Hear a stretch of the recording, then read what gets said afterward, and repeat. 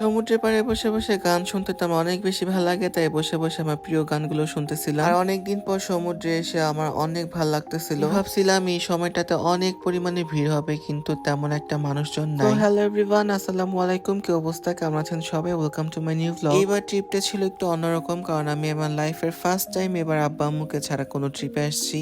So guys, দেখো তো জায়গাটা চিনতে পারো কিনা। এই জায়গাটা আসার জন্য আমি অনেক বেশি এক্সাইটেড ছিলাম। আমি প্রায় 2 বছর পর আসলাম কক্সবাজার। টাঙ্গাইল থেকে প্ল্যান করে আসছিলাম যে এবার কক্সবাজার গেলে এই জায়গাতে যাবো। তো গাইস, ফাইনালি চলে আসলাম, আর অনেক বেশি ভালো লাগতেছিল এখানে আসার পর। জায়গায় সব থেকে মজা জিনিস যেটা, সেটা হচ্ছে লাইভ মিউজিক।